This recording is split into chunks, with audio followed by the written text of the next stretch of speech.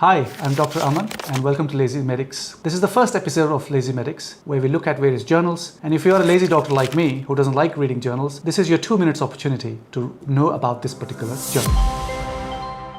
Today we're going to look at a very important journal, as you can see in the screen, the relationship between screen times and autism spectrum disorder. This was a very good article which came out in May 2025 and it was published in the Annals of Medicine and Surgery. So what did this article look at? We know that screens are everywhere. Babies, toddlers, children, preschoolers, teenagers, they all look at the screens. So this particular paper looked at around 16 papers around the whole world which have been published so far with the association between excessive screen time and development of autism traits. This paper shreds this particular question and gives us really good answers. So let's have a look at this paper. What did the authors do? They looked at various studies up until December 2023 by looking at various search engines, including PubMed, Google Scholar, and so on and so forth. And here's what they find. They found that there is consistent association that higher early screen time is linked to poorer language, weaker social skills, and reduced problem solving and poor motor outcomes. The second thing which they find out, that the relationship seems to be bidirectional, that children with early developmental difficulties are more likely to spend time on screens, and heavy screen use in turn worsens their outcomes.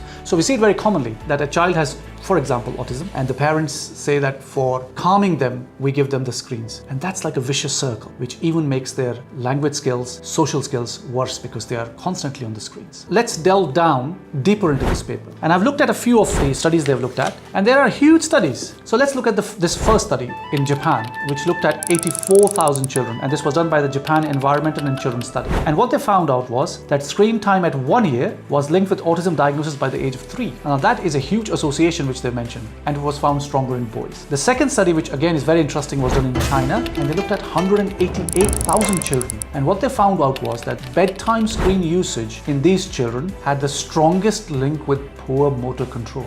So if a child in the school has fine motor coordination or motor skills problem, they found out that bedtime screen usage was very high in these children. Have a look at the other study which was done in Canada, and they looked at around 2,000 children, and they have clearly mentioned that higher screen usage led to worse developmental, language and behavioral outcomes. So we have all this data in front of me, and I'm not going to go to the all of the studies, but these are the three really big ones with big numbers which do tell us a story. So what do we do with all the data? Now we know that the screen time should be treated as a modifiable risk factor. We have to ask the parents during their developmental assessment, counsel them every time we see them to avoid non-educational screens. Now there are screens around and they'll do a lot of educational stuff, but we got to look at the non-educational stuff, particularly between the ages of 2 and 5 years. Always emphasize on interactive play over passive watching. Here's the caveat for this study. There is an association, but is there a causation? And that's a link which none of these studies really hammers down. So what we can see is that most of these studies are observational in nature, and much of the data relies on the patient reports or parent reports, and there are confounding factors like parental education,